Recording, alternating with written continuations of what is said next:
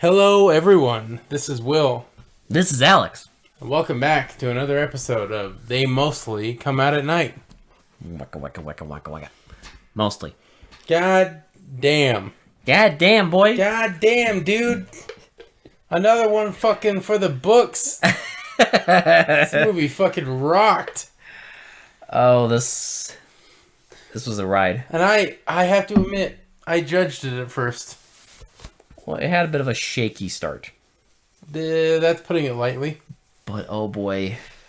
Oh my god, it fucking knocked it out of the fucking park at the end. It won my heart. It just knew the way into my heart. And it just... This movie was fucking badass. It seduced me. The ending is like one of the coolest things I've seen on this podcast. No, the ending's awesome. It's fucking great. The ending is fucking great. The whole... Man, there's like a... As soon as that thing gets to America, the movie becomes awesome. Yeah, it took a little bit. Becomes awesome. And it just gets going and it does not stop. It's a non-stop express. Maybe. Yeah. So this is the only movie I've seen, and you can correct me if I'm wrong, but I don't think I am. You won't. Where you get a blend of martial arts, a little bit of blaxploitation. No, I'd say there's a lot. Oh, well, yeah. It gets the basics. A gang movie, and a horror film and a monster movie. And buddy cop. And buddy cop. You get 6 films in one. Everything. And it is fucking free if you're a Prime member. But like this it is fucking great. Yes. Now I did check. There is a copy on YouTube. I think it's shit quality or shittier quality. So if you're a cheapskate, you can watch it there. But we will nag you to watch this movie further. This is the first time I'll recommend it before we review it. Go watch this movie. We'll nag you after we talk about it as well. We will. Don't worry about it. We'll fucking bitch at you to go watch it. Because you should watch it. I love it when we find these kind of movies, because like I always go into this thinking like, oh, this is going to be another shit movie. And then like it's not. And I'm just like, what? Like this is... So I should preface this. I don't like... It's not... Most people would say this is not a good movie. I just love everything about it. Yeah. It's not like a good... It knows what it is. It is like kind of bad in way of like acting and stuff, but like it's not unwatchable and it's damn entertaining. It's very entertaining. It is entertaining as hell. And it's... No, it's... I guess I'll mention all of this more in our final thoughts, but I have a lot of good things to say about this movie. Me too. So let's kind of jump right into it. So we watched Devil's Express, also aka known as Gang Wars. Gang Wars. So if you look it up on IMDb, it's under Gang Wars, but everything else says Devil's Express. Yeah. So my guess is it's called Devil's Express. I think whoever made the IMDb page just fucked up. I'm sure Gang Wars is a title, but the poster and the copy that we watched on Amazon say Devil's Express. Yeah, which is fine because both titles make sense. So it's like It's not a big deal really. But anyway, so that's the movie we watched tonight, and let's just get right into the review. I say, fuck yeah. So we get a big red banner that just says China 200 AD BC. Oh, sorry, BC. Excuse me. So you're already right. like awesome. I already fucked it up. I was already like 200 awesome. BC. I was like, okay, cool. We're getting like a origin story, I guess. That was a bit unexpected for your movie, but okay. A little part of me was almost hoping that it was Warhawk Tanzania playing like a Chinese man, a black guy coming to China in 200 BC, but I knew it couldn't be that because there's a whole plot involving a subway. So yeah, it's his ancestor. What? No. So we get these guys carrying this coffin, mm-hmm. and they're doing some. They're all dressed in these like ritual robes, like they're all brightly colored, and then one of them is in like a black robe, and He's like the leader. He's carrying like a box. He's like the leader, and he carries, and they come to like a well or something. he It's just like a kind of whole, looks in it, and then they put down the coffin. They put ropes around it. and they like bring it down into the coffin. They bring it down enough, and then they cut. Yeah, he the cuts rope. it down. Well, first they put a jewel in the middle of it. It's like this like jewel thing from the box he was carrying. Mm-hmm. And then they all sit down in a circle while this guy goes around and just chops off all their heads. All of them. Every single one of them. Yep. All 6 people, he just chops off all their heads. And then he sits down and takes a blade to his throat. And just like stabs himself in the throat. Like slices himself. I called it Duck Duck Goose gone wrong. Well, it was more like, goose, goose, goose. It's pretty much, yeah. Goose, goose, goose, goose, goose, dead.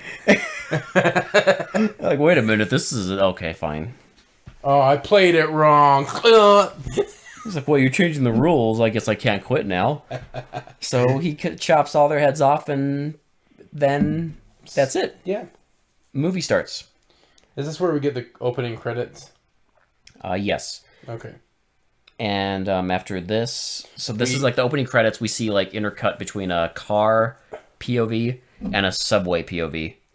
And then... And the subway's making this like creepy sound, and the cars just driving everywhere. So then we get our man, Warhawk, the myth, the legend, Warhawk Tanzania, the baddest motherfucker. Dude, I mean, we've seen. Look, we've witnessed. We've witnessed his filmography. All 2 of them. All 2 movies. And what a man. I was mentioning this because like because the previous movie we watched. Owen Watt's son had his co-star. Yeah, Owen Watt's son is not fit at all. He's kind of a little chunky, and oh my god, Warhawk Tanzania is fucking jacked in this movie. He looks like fucking Terry Crews or some shit. Yeah, he's fucking jacked. Like he has like a lot of like just a ton of muscle, and I'm just like, damn. Oh, they make a point of it. Like, I was gonna say they make a point to like show it. Like he is like. Every chance they get in the movie, he's almost either shirtless or almost shirtless. They don't even need a chance. He leaves the house without, like, an undershirt. He just wears, like, a little denim jacket. Dude, if I was that jacked, I would leave the house like that every day. I would not... Fair? I have a gut, so, like, I can't leave the house like that. Fair, yeah. He's just like, fuck it. I got nothing to be embarrassed about. And it's him. He's training, a cop. Yes. They're friends. They're friends because he basically basically had his back once. Yeah, the detective kind of helped him through something, so he gives them free lessons. And he's friendly with them, even though like, he doesn't generally trust cops. And this guy shows up. His friend Rodin, the greatest actor. Yeah, ever. we get. So Warhawk plays a guy named Luke. Just Luke. They say his last name, but I can't remember what it is. It's the old Confucius guy says his last name. Does he? But I can't remember what it is. That's later in the film. It doesn't matter though. So Luke, he plays Luke, and we introduced to his friend Rodin, who kind of mean mugs the detective a little bit. Like, why are you letting that pig in here? Because Rodin's the questionable one of the group.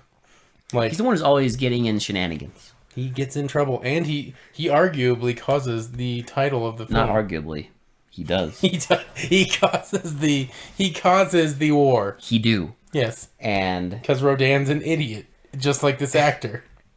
The actor is amazing. The actor is great because he is absolute garbage, and he is dedicated. He owns that shit. He's like, you know what? I'm gonna be the worst actor ever. He's like super animated and always like doing like hand acting. I will always say this. I commend these kind of actors because it's one thing to be a bad actor. It's one thing to be bad and like boring. It takes effort to be like try this bad. Yeah. Like it was like he was trying to act bad. Mm-hmm. Like because no person acts this badly. Like I mean, Like, you have bad actors that are trying to overact. This guy was just, I think he was just playing up the fact that he was a actor in a B movie. Well, he's playing up the fact that he's supposed to be like a questionable person, and he's really playing it up. But I tells him, was into it. I was no, like, this guy was like, I'm fine with it. He was hilarious. And he tells him this story about like how he got into a fight with this Chinese gang when he was on his way here, because he's like, why the hell are you late again? He tells him the story, and then it's like whatever. You're always getting in trouble. Just make sure you're packed for our trip to Hong Kong. They going to Because at first we were like, how the flying fuck does this monster end up in New York? We're like, what the flying fuck? That's like 2,000 miles away. It seals that deal. But then they're like, we're going to Hong Kong. I'm like, oh. Unlike other movies in this podcast, they actually explain how things happen. Yeah, imagine explaining things. And they go. So I love the opening of this scene because they're in Hong Kong and they're like, well, they show the plane land, and then they show a park with a bunch of like random people doing random martial arts. And then we get a scene of a guy standing and some guy standing at like a gate, and he's just waiting for something. And then all of a sudden, like 5 seconds later, he opens the door. So it's like the actor was waiting at the door until the director says action, and then the guy opens the door. But they filmed that entire thing. Or that actor was just really slow. It could. He had like delayed hearings. I don't know. Is there some sort of disorder that makes it so that makes for a hilarious thing because he's on like standby until something happens and then he opens the literally gate. Frozen, and then just like click, turned on, and then opens the door, and then they walk in. They talk to a guy and you don't hear anything, but I know what they're doing. They're talking. Well, they talk and eventually they talk to this older Chinese man, and then they walk off. And he's like the master they're going to see. And then they start talking, and then he's like, "Why are you acting so weird? Like, aren't you? This is like a big deal. This tournament's a big deal. You need to take this seriously. You've been training your whole life for this." And basically, it's the don't think, feel thing from Enter the Dragon. If you've seen Enter the Dragon, you already know. It's the exact same scene because they're even walking through like a field. It's like the same park. Yeah, and it looks like the same park. And he's even saying stuff like, because you need to think with your heart, and like, you need to like stop dealing with all this gang stuff and like not worry about it. Like, and Rodin is just like, he can't not worry about it. He's like, because even like Luke even says like some stuff like martial arts isn't for vengeance or violence. It's, all this stuff. So it's all the the master teaching the student. Yep. And then they have a little tournament fight, and Rodin gets whooped. Warhawk can sort of hold his own against the master, but then he gets a scroll. Yep, and then I think it's like a rite of passage, like the master's saying that Warhawk he approves. He approves, yeah.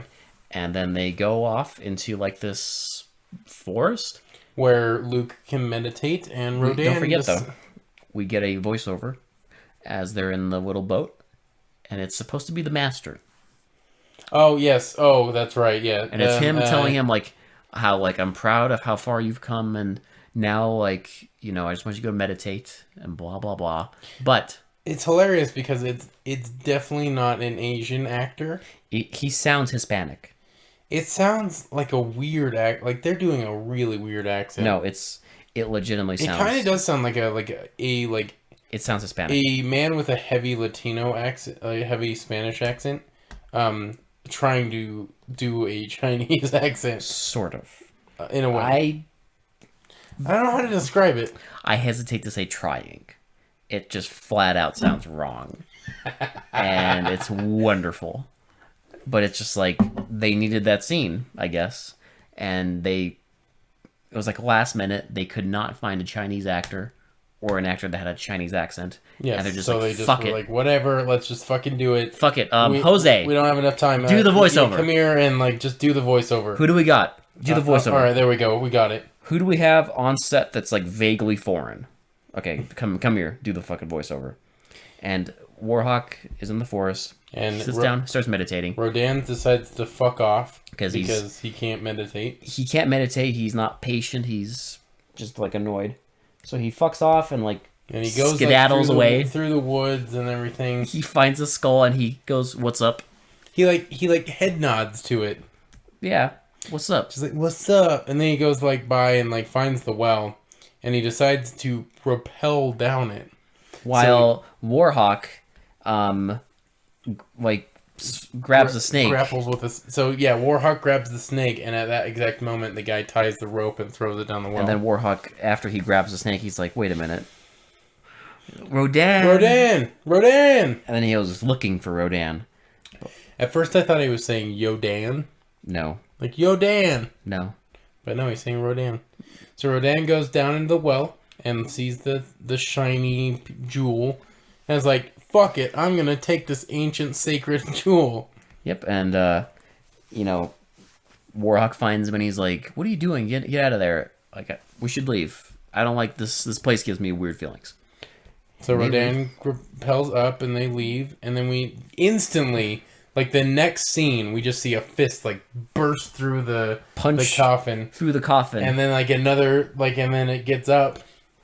And then we get a shot of a POV shot of the monster walking through the forest. And then I love this scene where they show the water and they show the shadow of the monster, but he's raising both of his hands up and then slowly disappears into the water. Oh god, it looks like, I don't even know. It looks like a 1930s movie monster poster. It does. Because he just raises his hands up above it, and then it's supposed to show that he's jumping in the water. But they're going back to America. So we get a scene of a guy near the boat that they're on. Because the monster's not going to fly to America. He's doing a boat from Hong Kong to New York, which I'm guessing would take a very, very long time. But I'm not sure. It only takes a couple hours.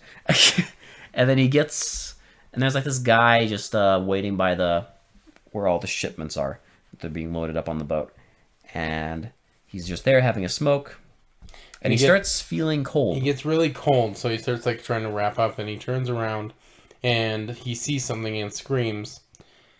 And then all of a sudden he turns around and he has these Not yet. Oh, not yet? No. Oh, you're right. Yeah, never mind. So what we then see is it cuts, and then we see the boat pulling into the harbor in New York. Right. And then it pulls in, and we just see someone stumbling out of the boat. Yep, and he has this weird look on his face. You can't really make it out, but it's something's wrong with his face. You see there's something wrong with his eyes. Yeah. And he just stumbles out of it. And he gets into focus, and he has these I don't even know how to describe them. They're popping out. They're eyes, they look almost real. It's weird. Am I crazy? But are the pupils turned the other way? Yeah. They look like they were instead of left to right, they were up and down. It actually kind of creeped me out. No, it's a creepy image. It's a weird image. So if you saw the poster I posted on our Instagram and Facebook, it kind of looks like that. The eyes kind of look like that. But it's they move and they move. It's weird. They get bigger and smaller, but it's just it's his eyes are just bulging out, and he's walking like a zombie. He's struggling to see. He looks around and almost gets hit by a bunch of cars, and he kind of makes his way to to the subway. Well, first we just see him walking around the streets at night, and again it's pretty creepy because they keep showing his face and his eyes are moving it's bulging out and this. And weird. He's just kind of struggling to walk, and then he goes down a subway. Every single light he's super sensitive to. Yeah, he starts blocking his face. Trying to find a really dark spot. So he goes into the subway, and that's end scene. Yeah, we see him walking in the subway, and he walks down just kind of gets on the tracks and walks off. Now, is this the scene where he or it's later where he kind of That's later. That's later? That's soon, but Gotcha. later. So the next scene is a drug deal. Yep, so Rodin and his friend are buying drugs off this Chinese man. They're walking down the street, and there's no audio, but we don't really need it And they're because like- we know what's happening. It's weird because the guy who's selling them the drugs, he like brings the drugs and they put it in a hat, and they taste it like 5 million times before they decide it's okay. It was some good shit. Apparently, They just wanted to taste it. And he's tasting it, and they finally give him the money and they walk off. But we see that there is somebody hiding behind like a tree. Yep. So Rodin and Co are walking down the street, And then they get jumped. ambushed by. And there's a guy who points a gun like in between them. It's funny because he's not pointing the gun at either of them. Yep. It's like straight in between them. So if he fired, it wouldn't even hit either of them. But they tell them they'll shoot him if they don't give up the money or the drugs. Yeah. And they have to throw the drugs to them. And he's pissed off. So Rodin wants vengeance because he's already gotten mugged by these guys, and now the drug deal gone wrong by Then him. we get a music video Yep, we get Luke waking up in the morning with his woman. Warhawk is waking up, and they eat eggs They eat scrambled eggs with chopsticks. with chopsticks, and then they go and walk around and get some more food. Well, they go, and then he plays a little game of baseball with some kids on the street. Because he is a man of the people. Yeah, And then they go get like he's a... a good guy, Warhawk. Yeah, and then they walk and they go get like a hot dog. And then they go back to their house And at they night. go back to bed and fuck! Again. End scene. End scene. Music video. It's fine. I have no complaints here. Is this where the fucking monster does the thing? No, that's after the bar scene, and then he like finds the medallion, and then they have a gang war, and then it explodes. Gotcha. Remember? Okay. So Okay, yeah, so there's the bar scene. It's not really like super important basically I disagree. We get because we get that fight scene. that fight scene. And so the scene starts. It's like a crowded bar, and Luke is talking to Rodin, and he's like, "Why don't you just leave him alone? Like, just stop hassling those Chinese guys. Just leave him alone." And he tells him that he got robbed, and he's like, he's gonna get him back. He knows who it is. He's gonna hit him like soon. But with this scene, they keep cutting to these two goons Harassing one of the women. No, they're arguing about money. Remember? Oh, that's right. Yeah, that's right. One is like, "You need to pay me. Are you gonna pay me?" He's like, "No, I'm not paying you." And they keep cutting back to these guys, and then eventually they go to another room. And the woman tries to like break it up, She's like a bartender.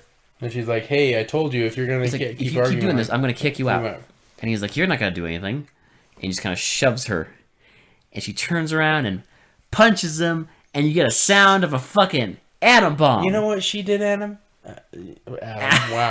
She did. Oh my God, what was I even thinking about? You got fucked up. It's because the next thing I was thinking about. You know what she did, Alex, is what I meant to say. She opened up a can of whoop ass on them. She did. And then the other guy starts fighting her, and she gives him the atom bomb. Why do I say that? You said atom bomb, and then I thought Adam. I don't know why. You just Why whatever. do I say atom bomb, though? Because every time she punches them, it's It's funny, because when they hit her, it's just like basic, like... But when she punches them, it's just... And she kicks their fucking ass. Yeah. Can of whoop ass. Yeah, she does.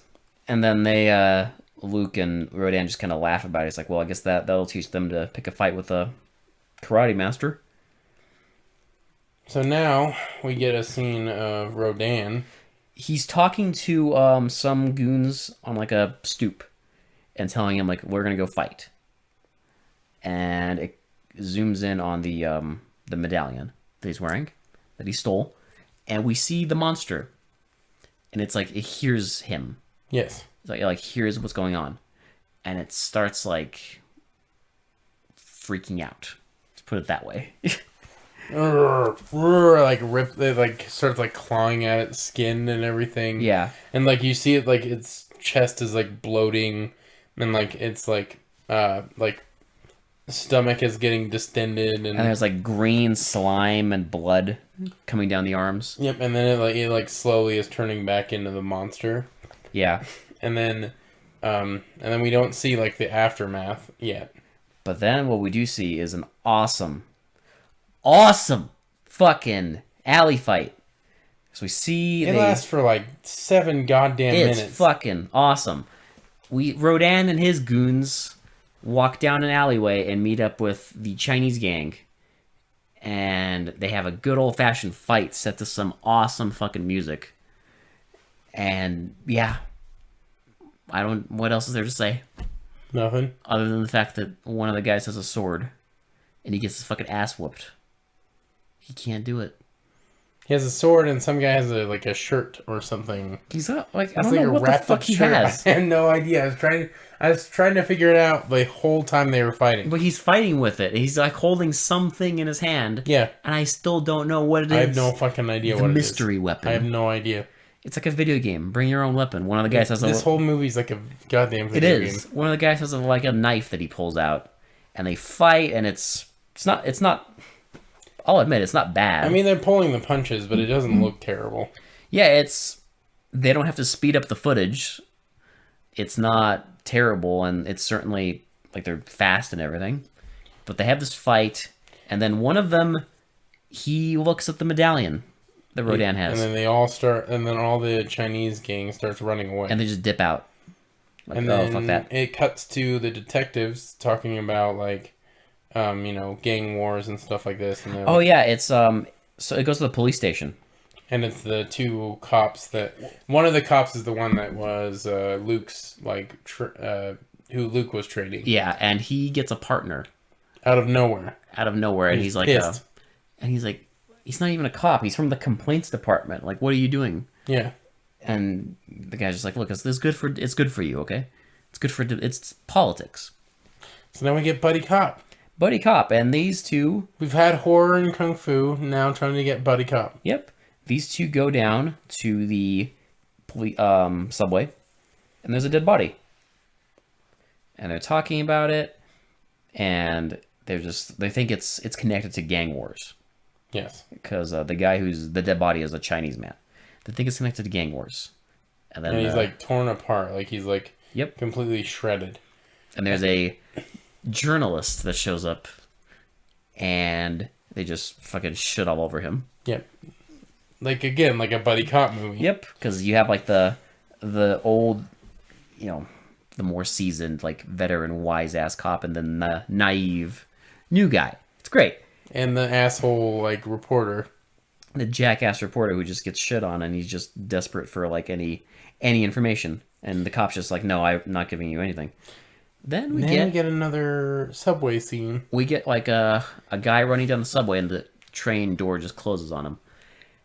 He's like, "Oh, come on!" And so we see that he's all alone. You knew what was gonna happen. You knew, but then they served it to you. But then it gets better. Because he's just standing there, silent, and then he hears a woman saying, "Help me, please help me! I'm trapped down here. I'm trapped." So he goes off and runs down there. And then we see it's all in darkness, but we see his shadow just kind of walking down the tracks. And then we see something get up and follow him. And he gets killed. And then it immediately cuts to him laying on both sides of the track. With a whatever you call it. A drop cloth over him? Yeah, a drop cloth over him. And the young cop is just throwing up in the corner. While the priest is giving the final rites. And the older cop is just kind of staring at it oh, well, fuck. He's like, that's 2 in a row. I don't know where this could be happening. And that's where they start to maybe suspect that it's not gang related because this guy was just a random guy. Yeah. And they start thinking what the hell it could be. The young cop starts talking he's like, you know what I've heard? I heard when they built the subway that they opened up some of the sewers on accident, and it ended up mutating a lot of the animals. And they're these mutated rats and cats and dogs. All the animals that people threw away. That are huge, that grew fangs and claws. And rumor is that they still live here. And then the journalist is like, can I print that? He's like, yeah, sure. And the older cop's just like, are you fucking kidding me? And then they even say a news report later. The next scene is them at the police station. It's zoomed in on the newspaper, and the cop's just reading it. It's rumor has it from good sources that mutant rats are... I mean, honestly, that would be more believable than what actually was haunting the subway. But... Well, It was unbelievable. But then Warhawk Tanzania, he knew. Oh my god. He fucking knew. And now I'm a believer. We are all believers on this blessed day. So we get Rodin and his friend playing basketball. This is the next scene. Yeah. And they're just playing and then we get like two goons from the Chinese gang. They just show up and just kind of like just like hang out there. They just kind of lean on like a fence, like it's West Side Story. And then like two others like look at them through like this like hole in the wall. And the guy's like, "Hey, there's guys watching us." It's like, "Oh fuck, let's get out of here." And then they try to walk away, and they see the two guys just kind of leaning there. Like, ah, shit. So they fight him, and then like the one friend takes down two of them, and Rodin takes down one of them, and then kicks down one to the ground and like stomps on his throat so hard that the guy like spits up blood like a fucking geyser. Just like it was so unexpected. He just steps on his throat, and it's just like Old Faithful explodes. Yeah. And it mentions it later, but the detectives never like investigated this murder, but they find the body. Because he mentions that he has two Chinese people dead and, two other innocent bystanders. But then we get a subway worker. Yeah, he's like flagging the subway down, and he's just kind of standing there, and he puts down his like a lantern or whatever, and we see the monster come up behind him and attack him. And he just screams, and then end scene. And then not end scene. The scene still goes on, because then the subway, like, we see the subway train pulling up, and it stops. Right. And then it stops, and everyone's just kind of like, oh, what the hell? Like, why is this happening? And then we get an old woman.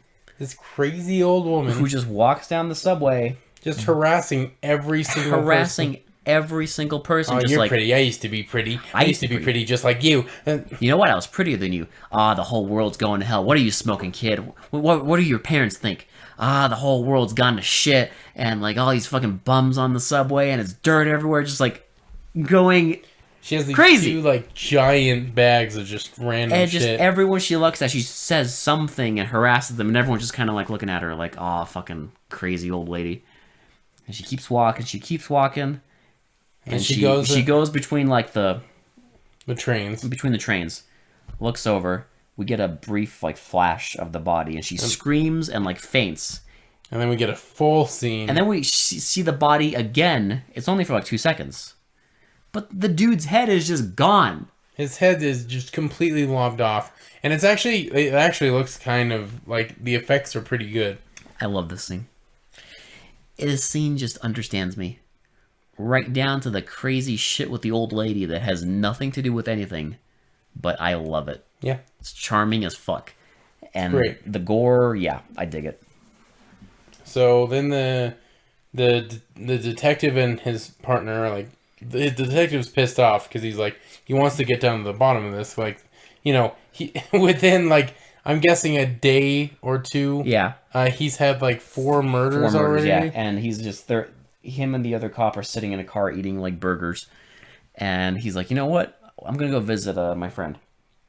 And they go visit to the bar. Yep. And he walks in and everyone's like, what the hell are you doing here? Like, did you get lost, cop? And then like the cop's like, I'm going to go talk to Luke. You stay out here. And the guy's like, I need a large Coke and could you put some lemon in it? And the guy's like, okay, fine. You think you can handle that? And they kind of start shitting on him, but it pays off. And the older cop goes to talk to Warhawk Tanzania. He doesn't really talk to him. He grills him. Yep. He's basically trying to blame Luke for the gang war. Like, why are you like? Yeah. And he's insisting that like it's not us. Like we don't do martial arts for the sake of like violence. Yeah, and all this stuff. But since he's associated with Rodin, like that's kind of putting a bad name on him. Yep. And he's just like, okay, fine. I'm sorry for accusing you. But I'm just really freaking out because I've had like 4 dead bodies in 2 days. Yeah. And all this shit. And this is when he says like, well, I figured it had to be gang related because I found like there was 2 Chinese guys and then 2 other innocent bystanders that maybe got caught in the crossfire. And so he leaves. So he's like, okay, fine. I'll try and get to the bottom of this. And he leaves. And then the next scene is the rookie cop telling the story about the mutant rats. And everyone's like listening and drinking Coke.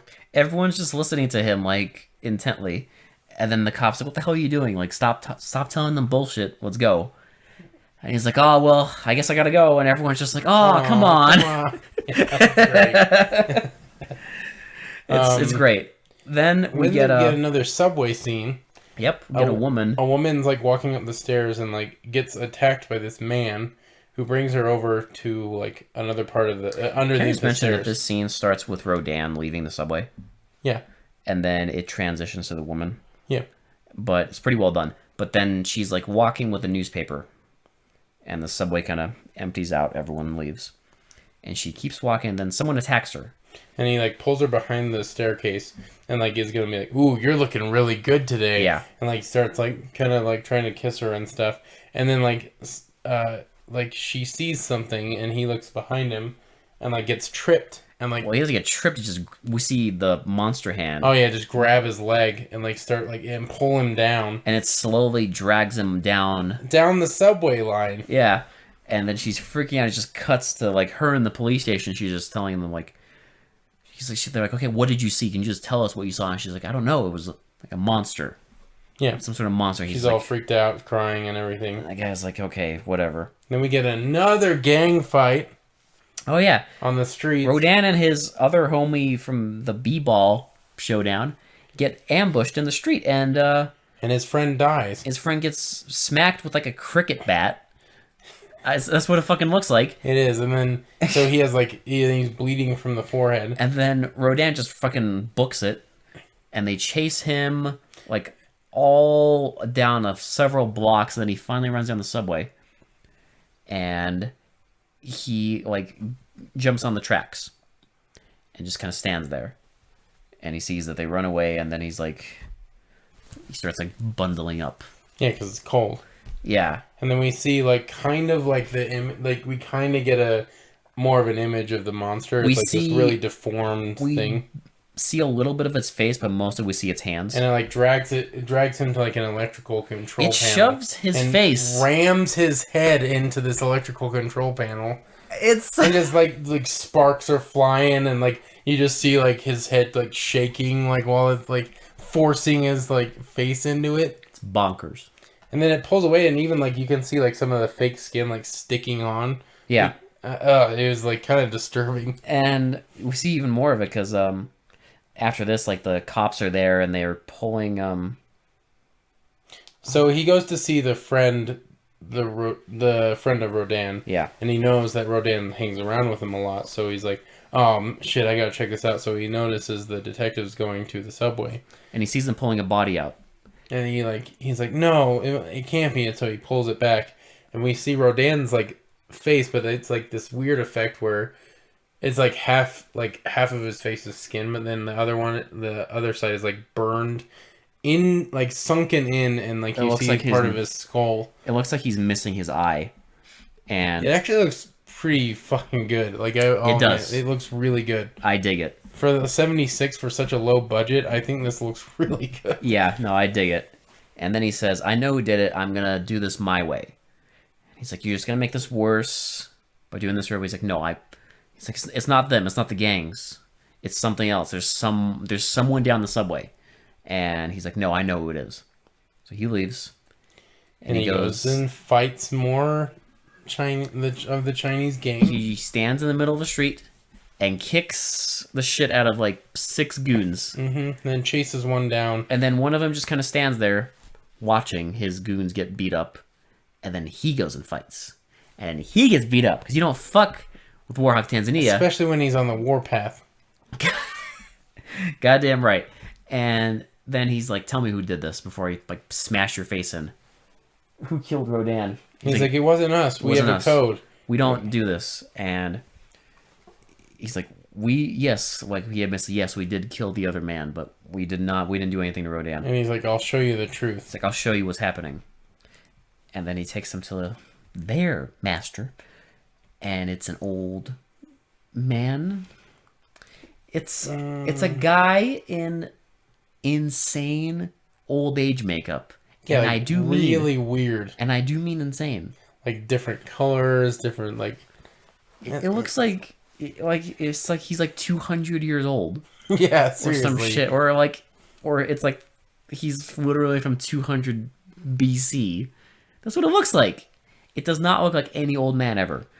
But he explains this story to him and tells him that, all these years ago, The medallion is sealing away the demon's power. but basically that these men summoned this demon to like basically fuck with people, like villagers or whatever. And then they made this medallion to seal like the power. yeah.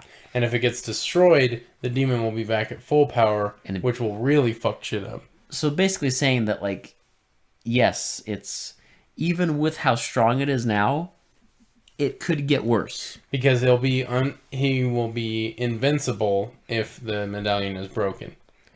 But he's listening to this and he's like, you know what? In my heart, I think you're full of shit, but I have to believe you. Mm-hmm. But he tells him all this and says that, like, it will follow the medallion. Yeah. And so... And it hates light. It does. That's why it went to... That's why immediately when it got to America, it went down the subway. Yeah. And so he's ready. So he also tells him, like, I will combine my forces with yours. So he'll have the wisdom of the ancient man and the strength. The strength of Warhawk Tanzania. Baller. This is it's ramping up to one of the most epic B-movie fight scenes I've ever seen. This is fucking awesome. Then he's just kind of standing outside the subway station, and the guy's just like... In his best golden, like, bell-bottom leotard overalls. It kind of reminds me of the Bruce Lee outfit in Game of Death, except it's strategically made to show off his abs. The fact that he's fucking ripped, I guess. Yeah, exactly. And they were just like, you know what, Bruce Lee covered up too much. We gotta show shit off. So it's the thing in the poster. Yeah. And the cop is just like, you're not going down there, no matter what. And then he gets kind of distracted. We also forgot to mention that the priest is like doing these ramblings. Oh God! On like the mutated animals and like saying like, and how like the prophets are dead, Jesus is dead, Moses is dead, he's just like Buddha is dead. He's just like yelling at like the crowd. Onlookers, like a crank. I don't know. This movie loves its crazy characters. It does. It's great. He's just yelling at them, and then the detective gets distracted. So and Warhawk just kind of sneaks down into the subway. Not even saying, he just jumps straight down. That's he doesn't true. give a shit. He doesn't have to sneak. He just jumps down there, gets on the tracks, and is ready. Oh, sorry. We should also mention the ancient man also said that the demon can take form of like loved ones. Not of loved ones and things that you fear. Yes. So good shit. And he walks down the subway tracks and he kind of takes out the medallion and just kind of points it to like say like, bring it. And then we hear like his we hear Luke's woman. He's like, Luke, come with me, Luke. Make love to me, Luke. Make love to me, Luke. And then just kind of like she's like going to like touch his face and then like scratches it. Yeah. And then it's on. Then he starts fighting. Round 1. Fight. So they start fighting. The woman, the demon, taking form of his woman, and Luke, and they're fucking just going at it, just fucking fighting. And then he gets her to the ground, and then she disappears. But then like 2 guys appear. Yeah. And he starts fighting 2 dudes. Oh, no, sorry. We should mention before the girl even showed up, we see the detectives, like, they don't know where Luke went. Because this is important, actually. Yeah. I can't believe we skipped this. It kind of fucked our brain. So, they're looking for Luke, and they go down into the subway, and they're like, they see Luke, and they're like, Luke! And then, like, Luke! And then, like, they go in slow-mo, and then, like, it just freezes with them shining the flashlight on And him. we were just like, what? Like, I was just like, what the fuck is... This is all before the battle, like, right before the battle. I was just like, what the fuck is this shit? And then the battle goes. So, yeah, so he fights the woman, she disappears. 2 guys out of fucking nowhere appear. He beats them up, and then, like, as he's about to, like... They're on the ground, and he's about to jump on them. And they disappear. They disappear right away. And then, And he's like, come out and fight! Reveal yourself! well, first he like kind of gets up against the wall and gets punched, and we're just like, what the fuck? And then he's like, just standing there, and he's just like, you hear like, And he gets knocked to the ground again. like it's invisible. And he's like, come out and Show fight! yourself. Show yourself! And then it does, but it shows itself as Rodin. Yep, Rodin appears, and he fights Rodin. He fights Rodin, beats him up, and then he disappears. And I will have to say before we get further, this fight scene is fucking cool. It's awesome. I'm impressed. It's fucking awesome. For a low budget B movie, I never expected to see this good. No, it's fucking great. Fucking great. It's awesome. And he beats them up, and then it starts like summoning subway trains. Like fake subway trains to freak out Luke. Yeah.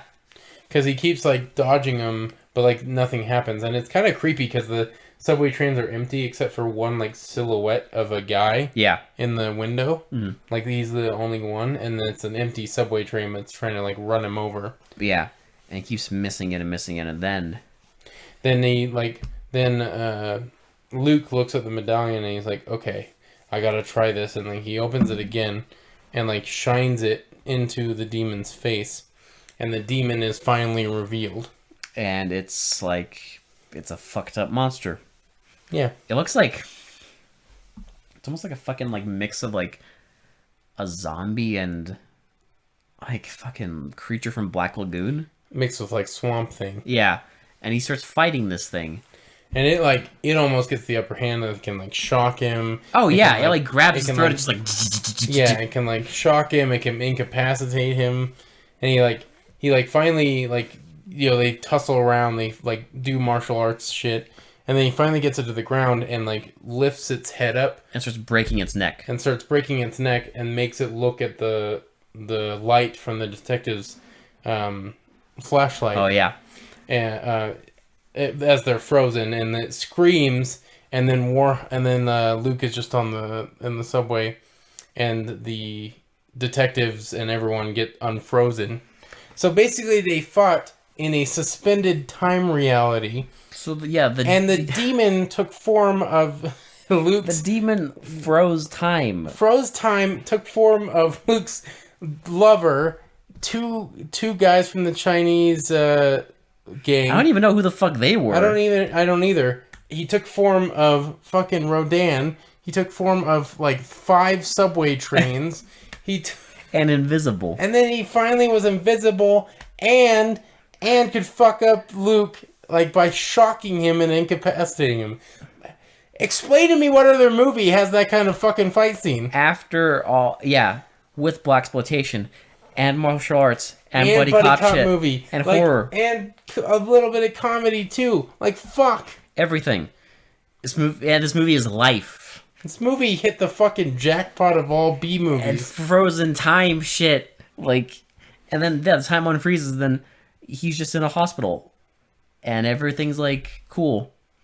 And there's like a little joke at the end with the rookie cop. He starts talking about like music, and he mentions like some fucking like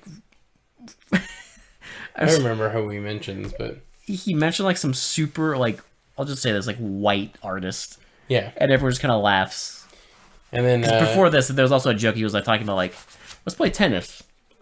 And the other cop's like, like what? Like no one plays tennis. He's like, everyone plays tennis. Yeah. And then like in the hospital scene, he's wearing like a shirt that says like Harvard on it. So he's like kind of like super high class, out of touch shit, but just kind of ends. And then we get. Well, we should also mention the priest is looking after the medallion apparently. Now the ancient guy has it. But... Yeah, I'm guessing that's what they meant by the priest. Yeah. Not the other crazy priest. But right. We see him it's getting in on safekeeping. Yep. Well, we see him over the credits getting on a boat. He's taking it back. So presuming he's going to take it back to seal up the demon again. Its final resting place. Yes. And that's it. Yep. The end. Holy shit. This movie's awesome. This movie is great. I actually just thought about it. That beginning scene where they're cutting each other's heads off and stuff. I wonder if that's the ritual you had to do to seal the evil in the coffin. Possibly. Like that's what they were doing. Guessing. Like to seal, like to put the final seal on. I'm guessing they didn't cut their heads off for shits and giggles. Well, no, I mean, I'm guessing they weren't trying to like make it more powerful or anything. It was like they were trying to seal it up. Ritualistic, like kind of like sacrifice. Yeah. To not have this demon. Yeah. On the loose, and Rodin fucks it all up. Because I'm assuming they're the ones who made the medallion. Yeah. But yeah, and then Rodin let loose the demon. Fucks it all up. Fucked it up. Rodin caused the demon and the gang wars. All of it. Rodin is a fucker.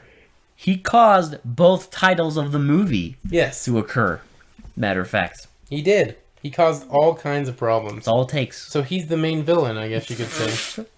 Rodin is the villain of this movie. That's all it takes is one fuck up. There you go. 2 fuck ups. This movie. He doesn't just get one, he gets 2 fuck ups. Yeah, everything. What is your final thoughts on this movie? Oh, I love this movie. It has a bit of a uneven start.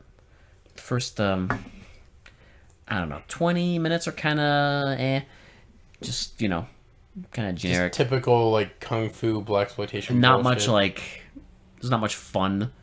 It's not particularly memorable. But I'd say once that monster wakes up, it's a fucking ride. Yeah, I don't know why. Like, I thought it was just gonna be another typical, like, oh, here we go, it's gonna be stupid. And then all of a sudden the monster gets to New York and you're just like, holy shit. Yeah, Shit hits the fan fast. and from that point, it's quick. Movie's only 82 minutes, so there's just like death after death. Well, because the monster, like, quickly kills people. Like, Quickly. It's not like a slow progression. And it's death after death after fight, just like everything. And then it we just keeps going. Then we get the last epic. It's so epic. It's so good. It's awesome. The final fight scene is like literally like it's for me. It's one of the most epic B movie fights I've ever seen. No, it's charming. In like a Western style movie. I can't say Inframan because that's just unfair. But like in a Western like movie, Considering this probably cost like, what maybe this might have had like 5% of the budget of Inframan. It's considered a really low budget film. So the fact that they could do all of this with that low of a budget, that's with what was probably that's pretty miraculous. Yeah, it's. I don't know. Like my final thought. I also love the location. Yeah. I love the subway locations. I love the look of the movie. I love the little weird touches, like that crazy lady on the train. Well, we were talking about this before we even watched the movie. Like, how we were talking about Death Wish and like how like grimy and like dark. Yeah. The tone is, and I think that not as much as Death Wish, of course, because that's arguably a better made movie. Yeah. But it kind of got that like grimy like feel to it. Like it has it's not very clean. It's not a clean movie at all. It feels lived in. Yes. Let's put it that way. Yes. It feels lived in. It doesn't feel glossy and has enough of those weird touches that it makes it extra charming for me. And it's so fucking quick. Like you won't get bored because it's so quick. Maybe in the first 20 minutes, but once those are over, just enjoy it. No, it's great. And they cram so much content into 82 minutes. I love it. Can I just let me just add this, and I agree with all your final thoughts. They're my final thoughts too. But my one thing I have to add to it is how goddamn unique this movie is. Oh, I have never seen a movie that does this much shit in it. Like, I've seen a lot of movies that are very unique, but like for this podcast, we don't get a ton that are like super unique. But the fact that it starts as this like typical kung fu movie, goes into like a buddy cop movie, goes into like kind of blaxploitation area, and then goes into this ridiculous plot with a demon in a subway that possesses people and kills them, and then he has to fight it while it's transforming into stuff he fears and people he loves, and then goes invisible, summons subways, and then freezes time and can electrocute him. Like, Please. Can I also just say that the horror stuff is genuinely well done? It is good. For a B movie, it's really, really well done. Like, it's actual horror, no jump scares, and that scene of the fucking dude with the bulging eyes, like, fucking wandering through New York at night and down the subway is genuinely, like, unsettling. It's pretty creepy, yeah. And the fucking effects, I don't know what the hell. I don't know how they did those eye effects, but they're pretty good. It's pretty good, and the horror stuff is genuinely well done. I really love. And especially weird because when you watch a movie like this, you think to yourself, oh, they're just gonna fucking, like, tack on the horror. It's gonna be, like, lazy and dumb. But no, it wasn't. Nothing feels tacked on, which is weird. It's fucking bizarre. It's kind of, like, organic. Like, I don't get it. It's like an organic blaxploitation horror kung fu monster movie. It's a true original. It really is what this is. I really have to applaud how unique this movie is. Because yes, there are a lot of unique movies, but this one just struck me for some reason. Yeah, well, no one makes movies like this, right? Not really. No. I can't think of another one. If anyone can, please post it on Facebook. I would die to watch it. Certainly not anymore. Like, yeah, there's goofy movies, but like this? What I like about movies like this, though, is that they embrace it. And there's no cynicism. It's, like, really original. Like, well, it's very original. It's very original. I've never really seen a plot like this. Nope. If there is one, please put it on our Facebook. I would love to watch another movie like this if it exists. I would love it. But yeah, so that's Devil's Express. Can I just say, off topic, I've seen some of you have been downloading our Monos episode, our very first recorded episode. Can I just ask, what the fuck is wrong with you? We were just babies. Give us a break. What the fuck is... Why? Like, do I have to find you and, like, harm you? I want someone to do a supercut of how many times I say "like" in that episode. No. Yeah. No. I'm not. No. Like, you could make a song of how many times I say "like" in that goddamn episode. You can do whatever you want with that episode. I ain't listening. It's not happening. Have you gone back and listened to it? I listened to maybe the first 3 minutes. It's not that great. And that was when you insisted we listen to it, and we listened to, like, the first 3 minutes, and I was just like, oh. Were you thinking, like, oh, maybe we made a mistake? Nah. I mean, it wasn't a mistake at the time. We thought it was great. And here's the thing, like, now that we have our own studio, we have a better setup. We have better movies. Better mics. We have better movies.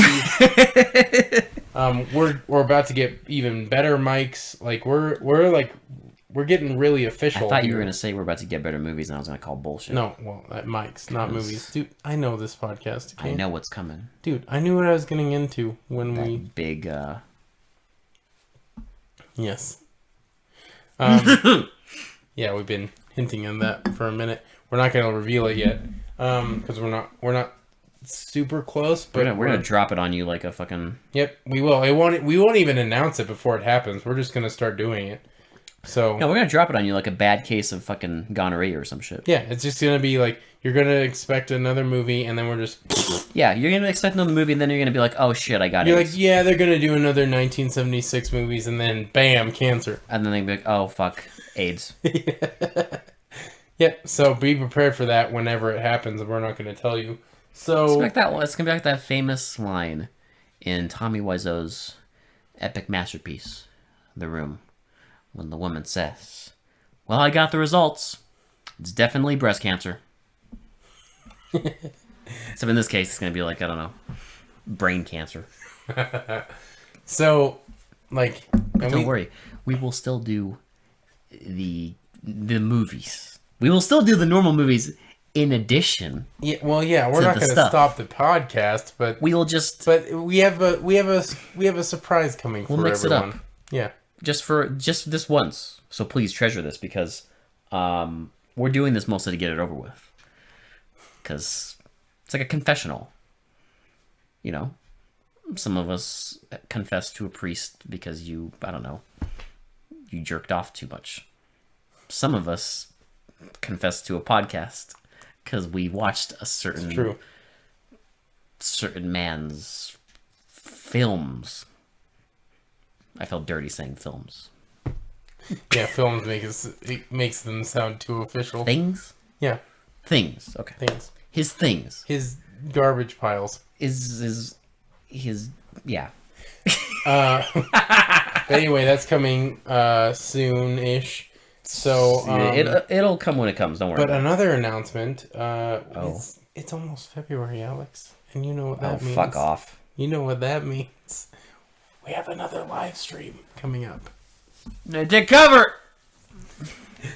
Take cover! Take cover! Take cover! Set him down. We have another live stream, boy. Do we? I don't know what you're talking about. February, yeah. And it's a shorter month, so we have to decide soon. Fucking. Yep. So we'll probably have that announced soon. But yeah, so look forward to that. Also remember to go onto our YouTube, subscribe to us, put that word out there. You know, they mostly come. Go to your friends and me. Like my favorite podcast, they mostly come in at night. Yeah. Is these hilarious live streams. Please shill to your friends. Yes, please. It's like a pyramid scheme. We would love that. I mean, like. It's like a pyramid scheme. Just tell them it's free. Write down the names of all your friends and family, and then shill to each one of them. We're not charging anything. It's completely free. Free entertainment. Yeah. All we ask is an hour of your time. That's how much long our episodes are. Or 6 hours of your time if you're doing the live stream. Unlike a pyramid scheme, there is no buy-in. Yeah. And you get an hour of just us bullshitting about bad movies. That's all we ask. We just hope we're entertaining enough to fulfill that. And apparently we are for some people. And if we're not, then fuck you. So shill it. Shill. Please. For free, bitch. Free. Tell them. That's our cancer. We're going to start charging. You know what you tell them? Just kidding. That's going to be a surprise, yeah. That's the surprise. Hey, guess what, bitch? Charge! $20 a month. As everyone quits our podcast and no one listens to it ever again. No. You can't escape. We're going to find a way. You're locked in, baby. But no. You know what you tell your friends, though? You know what you tell them? Smash that fucking button! Smash that button!